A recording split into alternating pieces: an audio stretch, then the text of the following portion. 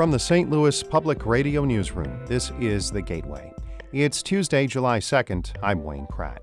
Ahead, when Teddy Washington was confronted by police almost 1 year ago near a Clayton Road restaurant, his story of being an African American falsely suspected of dining and dashing made national news. Now, he's reflecting on the incident. We were trying to get back to WashU. There were no Metro links at that time of the morning anymore. So we just walked back to WashU, and everything kind of sunk in on the walk back. St. Louis Public Radio's Chad Davis reports on how Washington is remembering the case nearly 1 year later. First, the news. A federal civil rights office is investigating sexual harassment at Webster University.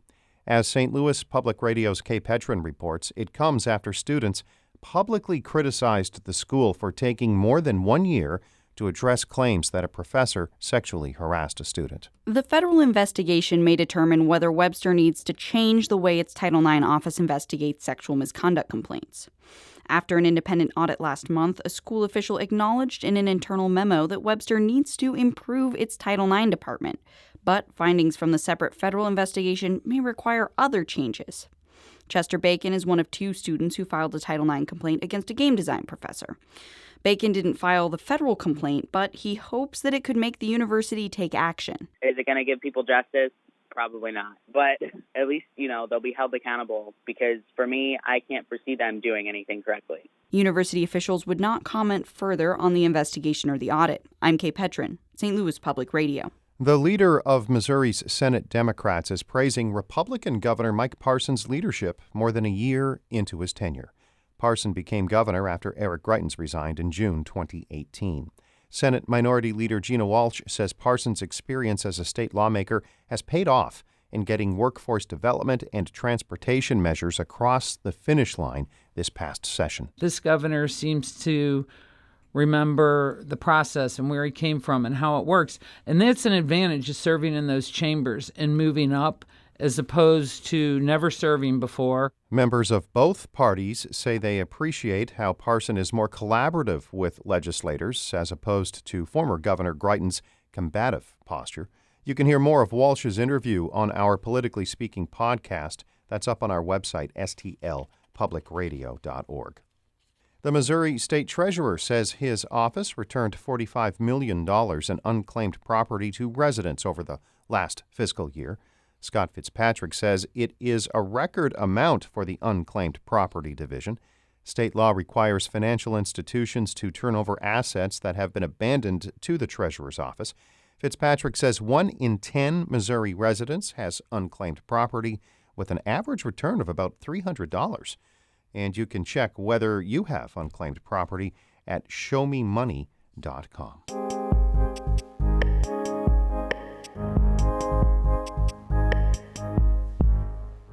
Almost a year ago, Teddy Washington was one of 10 incoming African-American students at Washington University suspected of leaving a Clayton Road restaurant without paying.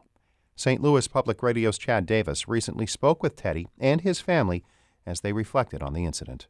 On an afternoon in late June, Teddy Washington is sitting at his family's kitchen table in Pasadena Hills, about 10 miles away from Clayton, where he and 9 other African-American students were stopped by police officers after attending a concert on a Friday night last July. We took the Metro link back into Clayton. We were trying to decide what to eat, and one of the only places that's open at that time of night is IHOP. So you went in there. We all enjoyed a kind of late breakfast dinner kind of situation.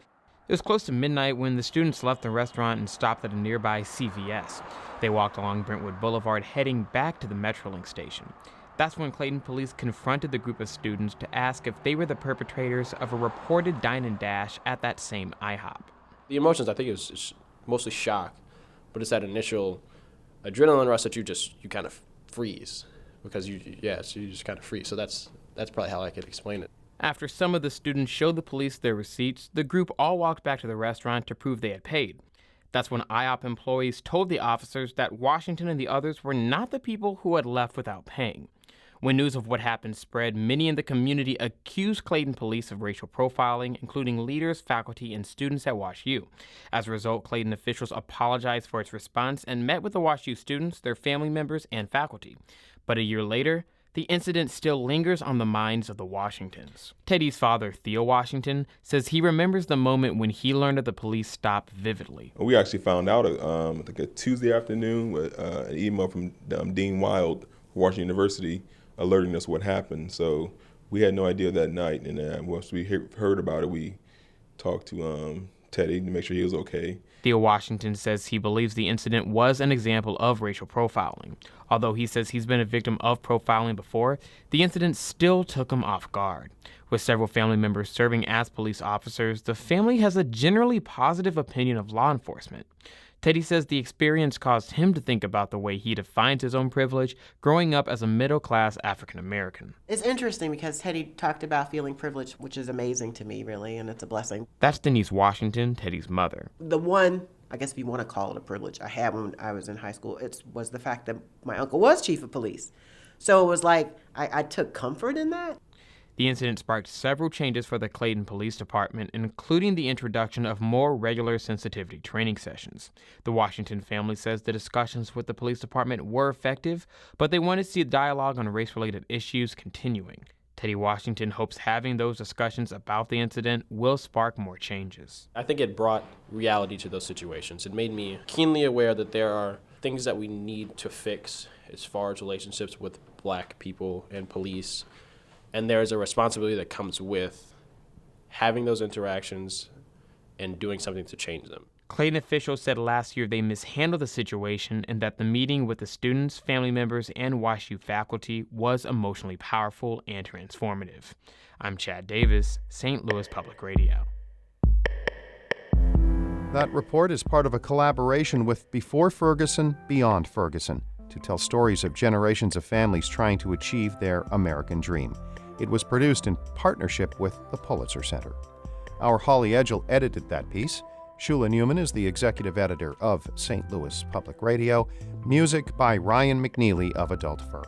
I'm Wayne Pratt, and from the St. Louis Public Radio Newsroom, this has been The Gateway.